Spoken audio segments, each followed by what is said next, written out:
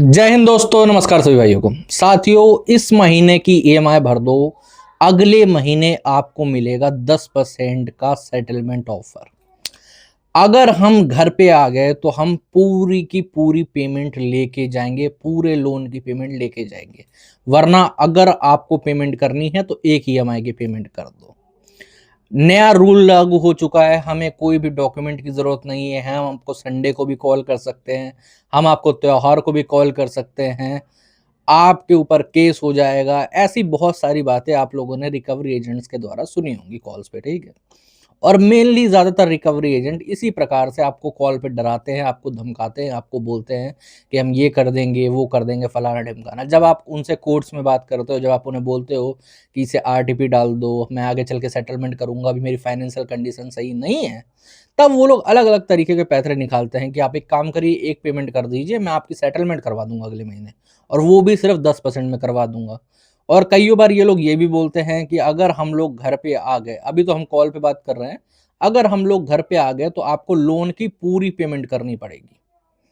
कई बार ये भी बोलते हैं कि अगर जो आपका लोन का केस है वो कोर्ट में चला गया तो आपको कोर्ट में डबल पैसे जमा करने पड़ेंगे। अगर आपका लाख रुपए का लोन होगा तो आपको 2 लाख रुपए जमा करने पड़ेंगे, वरना आपको कोर्ट से जेल हो जाएगी।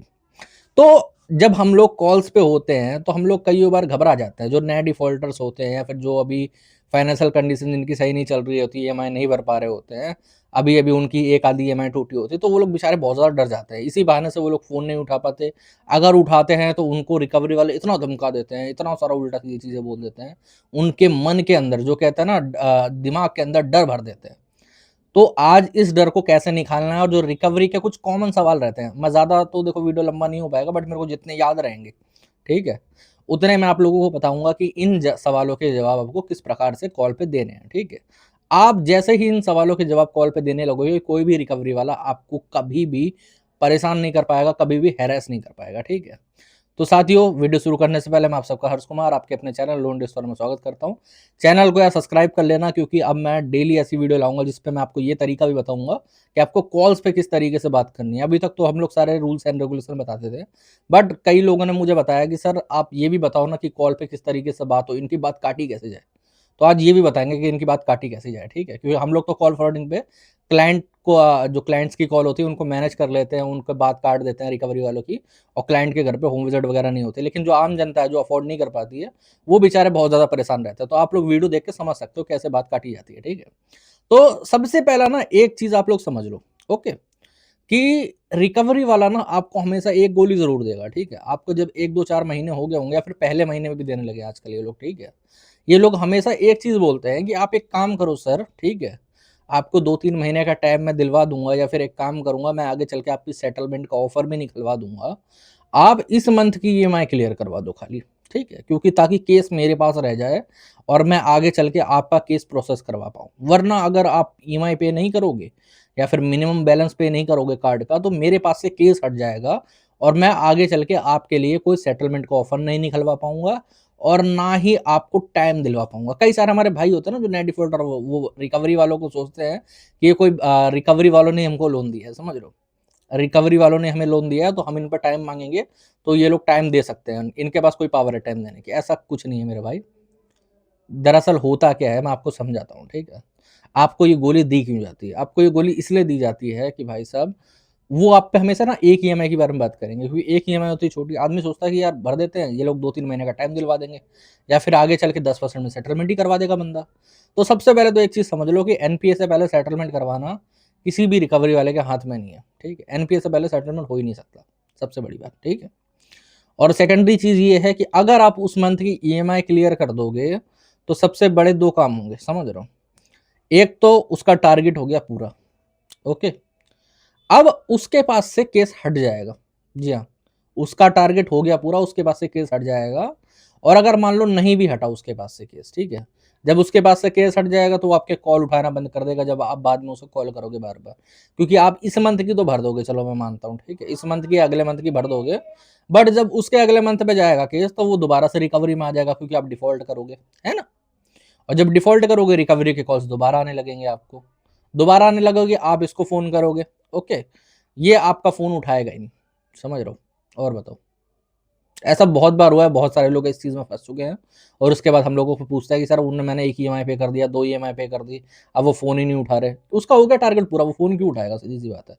उसको तुम्हें पागल बनाना था, बना लिया उसने तुम्हें पागल, समझ रहे हो?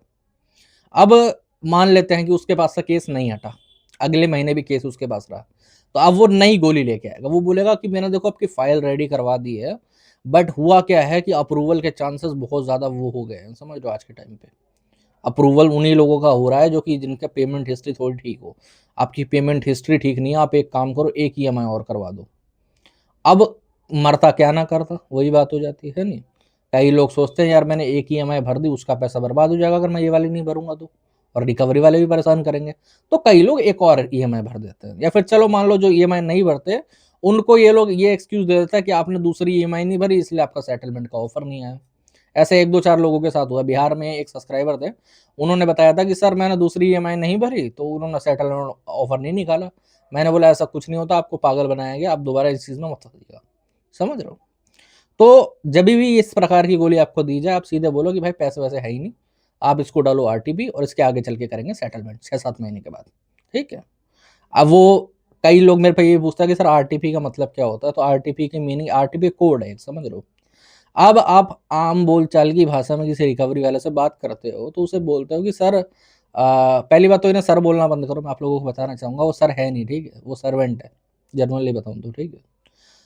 2 पार्टी होती हैं, मैं आपको बताता हूँ। किसी भी क्या कहते हैं पार्टनरशिप में 2 पार्टी होती हैं, ठीक है?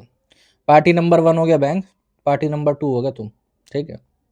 अब दोनों के बीच में एक मेंबरशिप थी या फिर जो भी पार्टनरशिप थी, कह सकते हो लोन के रिलेटेड, ठीक है? एग्रीमेंट था।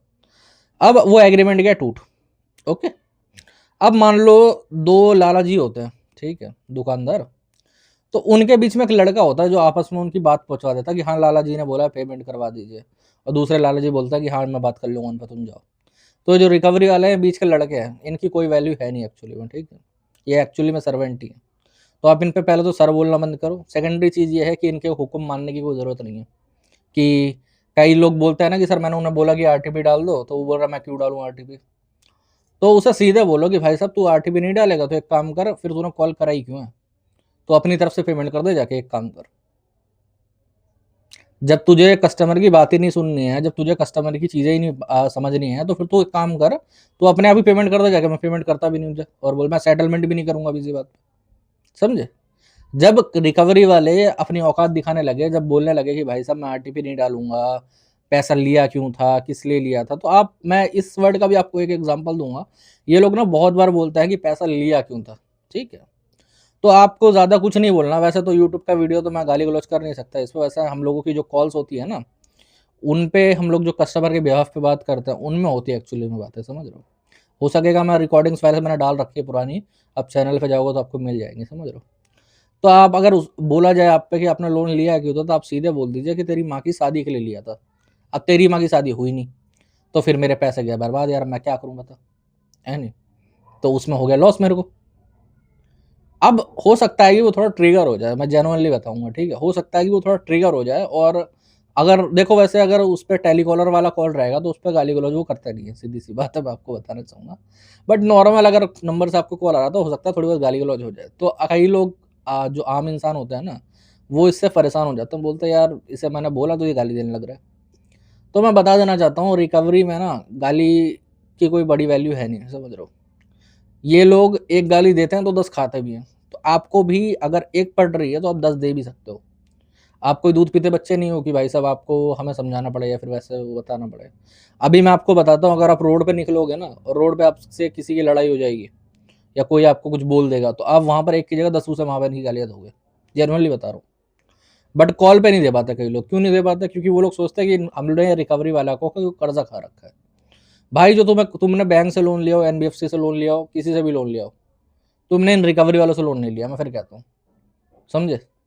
किसी भी रिकवरी वाला जो तुम्हें कॉल कर रहा है, चाहे कोई कलेक्शन मैनेजर हो, चाहे कोई रिकवरी एजेंट हो, चाहे कोई एफओएस हो, ठीक है? वो भाई तुमने उससे लोन नहीं लिया है, उसका बाप बैंक नहीं है, सीधी-सी बात है, या फिर एनबीएफसी उसका बाप नहीं है, जो वो तुम्हें कुछ बोल देगा या तुम्हें डराएगा, धमकाएगा, समझ रहे हो?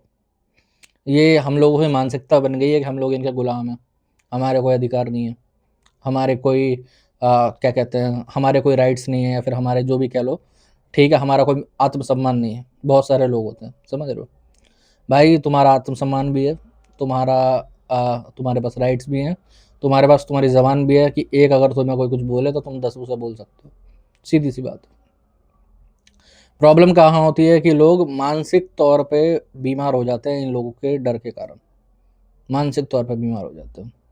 हमारा जो देश है ना, इसमें एक प्रॉब्लम है कि अगर मैं बता रहा हूँ आपको, अगर मैं आप लोगों पे कहूँ ना कि मेरा हाथ टूट गया है, तो आप लोग बोलोगे कि यार रेस्ट करो थोड़ा बहुत, ठीक है, डॉक्टर को दिखाओ, प्लास्टर वगैरह करवाओ, जो भी करवाते हैं, और आप रेस्ट करिए थोड़ा, अभी आराम करिए, ठीक है। बट अगर मैं आप पे बोलूँगा कि मैं डिप्रेशन में हूँ या फिर मैं परेशान हूँ दिमागी तौर पे, तो आप लोग बोलेंगे यार क्या ड्रामा कर रहा है ये, समझ रहे हो। मैं आपको फिर बताना चाहूँगा, मानसिक तौर की बीमारी जो होती है वो एक्चुअली में आप लोगों को बहुत परेशान कर सकती है। तो इसलिए मानसिक तौर पे परेशान मत हो, मैं आपको जेन्युइनली कहूँगा, ठीक है। मेरा फिर वही डायलॉग है, गब्बर सिंह शोले में कह के गया था, जो डर गया सो मर गया। तो फिर डरना नहीं है, और अपने माइंड को मेंटली प्रेशर अपने दिमाग में क्रिएट नहीं करना, ओके। अब दूसरे उस पे आ जाते हैं, ठीक है, मैं थोड़ा भूल भी गया इसके चक्कर में। दूसरा ना, ये लोग आपको एक चीज़ और बोलेंगे बहुत ज़्यादा कि अगर हम घर पे आ गए ना, तो फिर हम पूरी पेमेंट लेके जाएँगे। तो इसका ना 2 ही तरीके से ऑप्शन होता है, मैं आपको बताना चाहूँगा, ठीक है। पहले तो उसे बोलो कि अगर तू घर पे आएगा, तो भी तुझे मिलेगा आरटीपी, और कुछ नहीं मिलने वाला, ठीक है। आरटीपी की फुल फॉर्म बता दिए, रिफ्यूज़ टू पे। कई बार ये लोग पूछ रहे थे क्या होता है आरटीपी, तो कहता है रिफ्यूज़ टू पे होता है आरटीपी, जो कि अब तू डालेगा सिस्टम में अपने, और तुझे डालना ही पड़ेगा। अगर बोले कि हम नहीं डालेंगे, तो कहते फिर एक काम कर, आरटीपी की पुड़िया बना और अपने पीछे वाली जेब में डाल ले, मतलब जीन्स की, ठीक है। अब आप अपने तरीके से एग्जरेट कर सकते हो कॉल पे, ठीक है, मैं यहाँ पर सारी चीज़ें नहीं बताऊंगा, सीधी सी बात है। और दूसरी चीज़ ये है ना कि आप लोग ये भी बोल सकते हो ठीक है भाई, तू आएगा ना, कोई बात नहीं है, फुल पेमेंट तो छोड़, मैं तुझे चिल्लर भी नहीं दूंगा। और सेकेंडरी चीज़ है, अगर तू बिना आईडी कार्ड, ऑथराइजेशन लेटर और डीआरए के सर्टिफिकेट के बिना आ गया ना, इन तीनों डॉक्यूमेंट के एक भी डॉक्यूमेंट अगर मिसिंग हुआ, तो मेरे भाई यहाँ पर मैंने ना तुम्हारे लोगों के लिए एक लठ तैयार कर रखा है, और उस पर सबसे बढ़िया बात है, वो ऊपर से तिकोना है और उस पर तेल भी लगा रखा है, सबसे बढ़िया, ठीक है। मैं तुम्हें गारंटी में लिखित में दे रहा हूँ, कोई नहीं आने का, ठीक है। और वैसे भी टेलीकॉलर पे जितने लोग ज्यादातर रहते हैं ना, वो लोग कभी विजिट करते नहीं है, जेनुअनली बताऊंगा, ठीक है। ये लोग खाली, इनका वो है कि कॉल पे ही शेयर बन सकते हैं। मैं आपको यहाँ तक बताऊंगा, बहुत सारी रिकॉर्डिंग पड़ी हुई है चैनल पे, ठीक है। मैं कितनी बार क्लाइंट्स के बिहाफ पे बात करता हूँ कॉल फॉरवर्डिंग में, जब लड़के वगैरह बिजी रहते हैं टीम का, ठीक है। तो मैं उन पे, जैसे हम लोगों में थोड़ा एग्रेशन हो जाता है रिकवरी वालों और हम गाली गलौज थोड़ी कर देते हैं, और वो भी करते हैं, कोई बात, मतलब एक वो देते हैं तो 10 हम देते हैं, ऐसे प्रकार की। तो मैं बहुत बार इन लोगों से इनका एड्रेस पूछता हूँ, इनका जो भी है एड्रेस पूछता हूँ, इनकी जगह का नाम पूछता हूँ, एजेंसी का नाम पूछता हूँ, ये लोग सिंगल बार नहीं बताते, आज तक कभी नहीं हुआ। मैंने कम से कम बताऊँ, अगर कम से कम भी मानूंगा तो 500 कॉल पे मैंने ऐसा बोला है कि भाई तू अपनी एजेंसी का नाम बता दे, अपना एड्रेस बता दे, मैं वहां पर आकर तुझसे मिल लेता हूँ। एक बार भी किसी ने नहीं बोला। क्यों नहीं बोला? क्योंकि इनकी हमसे ज्यादा पड़ती है, एक कस्टमर से ज्यादा इन लोगों की पड़ती है। इनको पता है कि कस्टमर आके पेल सकता है, जेनुअनली कस्टमर के अगर हत्थे चढ़ गए तो हो जाएगा काम तमाम एक ही बार में। क्योंकि हम लोग तो चलो नौकरी कर रहे हैं, हम लोग तो ये कर रहे हैं, कस्टमर बेचारा हर कोई एक जैसा नहीं होता, मैं फिर कहता हूँ, ठीक है। हमारे यहाँ पर जो दिल्ली में होते हैं, जैसे लोकल जनता है, वो तो रख के पेलती है रिकवरी वालों को, ऐसी बात नहीं, अच्छे से, बहुत बेहतरीन तरीके से अच्छी अच्छी खुराक दी जाती है इनको, समझ रहे हो। एक कोटक बैंक का आया था रिकवरी वाला, ठीक है, मेरा एक सब्सक्राइबर था, तो वो अकेले ही रहता था बेचारा, ठीक है, मतलब काम वाम करता था, 2 से लड़के और रहते थे, ठीक है। तो आके 2-4 दिन तो शुरुआत के महीने में बहुत परेशान करा होगा उसे, ठीक है, उससे पहले ज्ञान वगैरह नहीं था उस बात होगा। तो मैंने थोड़ा बता दिया कि वो मुझ पर कॉल वगैरह बुक करी, तो मैंने सारी चीज़ें बता दी कि ऐसा ऐसा होता है। कह रहा ठीक है सर, कोई बात नहीं है, ओके। तो आया होगा रिकवरी वाला दोबारा, तो इसने कॉल रिकॉर्डिंग वगैरह स्टार्ट करी कि भाई सब कॉल वीडियो वगैरह बनाते हैं, आईडी वगैरह मांगी होगी। तो उसने ऐसे करके फ़ोन टच करने की ट्राई करी, और फ़ोन थोड़ा सा गिर गया नीचे, तो रिकॉर्डिंग ऑफ करने के चक्कर में। लड़के को मैंने बता दिया था कि ऐसा कुछ भी करा तो फिर उसके बाद उसकी धुलाई कर देनी अच्छे से रख के, कोई दिक्कत नहीं है। लड़के ने, उसके 2 दोस्तों ने मिलकर ऐसा धोया होगा रिकवरी वालों को, ठीक है, रोते रोते गया कि केस कर दूंगा, ये कर दूंगा, फलाना ढिमकाना, कुछ नहीं हुआ, समझे। तो जब तक हम लोग डरते रहते हैं ना, तभी तक ये लोग हमको डरा सकते हैं, तभी तक ये लोग हमको परेशान कर सकते हैं, ठीक है। और भी बहुत सारी गोली दी जाती है, एक तरीके के आप पे, आपको ना गिल्ट फील करवाने की ट्राई करी जाती है रिकवरी वालों के द्वारा। मैं बताता हूँ कैसे, ठीक है। जैसे ये लोग कॉल पे ना आपको एक चीज़ ज़रूर बोलेंगे, ठीक है, आज नहीं तो कल अगर आप कॉल उठा के बात करते हो तो आप पे ये ज़रूर बोला जाता है कि अगर मान लो आप ईएमआई पे नहीं कर रहे हो या फिर कार्ड का बिल नहीं दे रहे हो, तो आप अपने घर का खर्चा कैसे चला रहे हो। तो मैंने फिर बोला कि जो चीज़ आपने बोली थी कि आपने लोन क्यों लिया पे बोलना है, तो वैसे ही आपको इस पे बोलना है कि देख, मेरे घर का खर्चा ना तो तेरी माँ चला रही है, ना तेरा बाप चला रहा है, सीधी-सी बात है, ठीक है। अब कई लोग बोलेंगे कि किसी को सब बदतमीज़ी से बात क्यों करनी, तो मैं बता देना चाहता हूँ मेरे भाई, बदतमीज़ी की शुरुआत उसने करी है। वो चाहे तो ये भी बोल सकता था ना कि सर अच्छा, आप अपने पर्सनल एक्सपेंस कैसे मैनेज कर रहे हो या फिर क्या दिक्कत है, आप दिक्कत परेशानी बताओ। अब कोई रिकवरी वाला ये पूछ रहा हो आप पे कि यार आपको क्या प्रॉब्लम चल रही है, तो आप बताओ, कोई दिक्कत नहीं, तो वो सब बेचारे को गाली क्यों देना है।